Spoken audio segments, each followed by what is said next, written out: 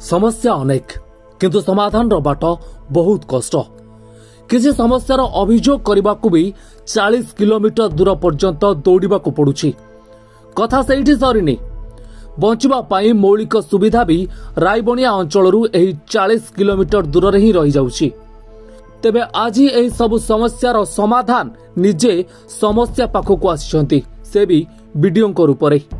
लोकमानक मुहरे हस फुटाइबाकू एवं सेमानंकू निज अधिकार देबा पाई रायबणिया अंचल में पहुंची ब्लॉक उन्नयन अधिकारी गौरांग चरण घोष। रायबणिया अंचल एक आदिवासी अध्युषित अंचल। एठाकार अधिकांश लोक अपाठुआ एवं गरीब बा मजुरिया श्रेणीर। गाँव जलेश्वर ब्लॉक 40 किलोमीटर। तेणु एठाकार लोक निज अभियोग करने ब्लॉक जाइपारती नहीं। तेणु एठाकार बहु लोक निज मौलिक सुविधार वंचित रही।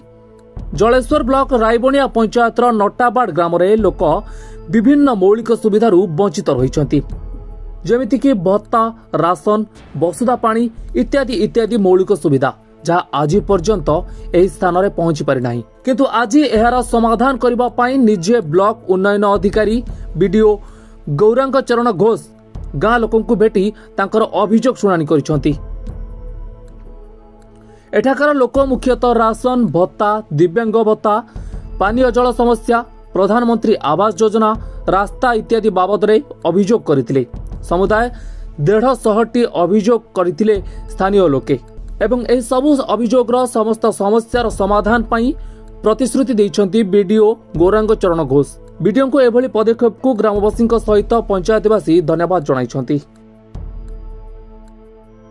सरकार तरफ किसी साहाय्य सहमति पाई मु घटी नटी पारुनी।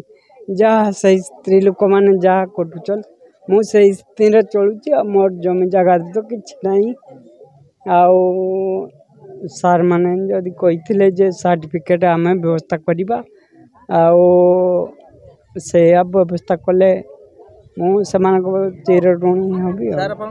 किछि वृद्ध वृद्धा अच्छी से फिंगर प्रिंट काम करूनी, तेणु से बार बार ब्लॉक को जाइक हारासमेंट होती। एवं किछि लोक अच्छी जो माने कि बार बार एप्लाई कला परे भी सेमानकर ब्लॉक रु बा सरकार रु किछि आसुनी। तेणु आमे ए ग्रीवेंस नवापाई जलेश्वर पंचायत समिति गोष्ठी उन्नयन अधिकारी को आपत्ति एवं अभियोग एवं अनुरोध कला परे सी आज आसचंती एवं से कहते जे जेते जन एटी उपस्थित रहिबे समस्तंकर अभियोग मु ग्रहण करी।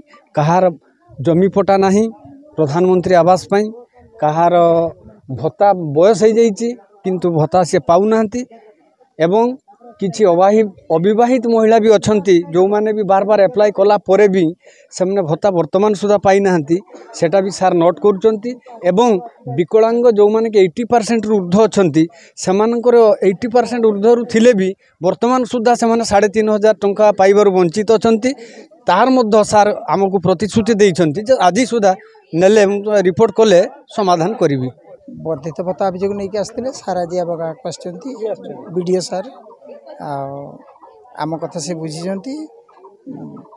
समस्त लोक मानकर असुविधा सुविधा से बुझीदेवे कहते कागज पत्र सब नहीं। तो जेहेतु आम जापारूँ ब्लॉक को सार आसवा हेतु आम सार को धन्यवाद दौचु। आमर मौलिक समस्या सब से समाधान करेंगे प्रतिश्रुति देइछंती। जलेश्वर नवीन साहू को रिपोर्ट, धरित्री लाइव।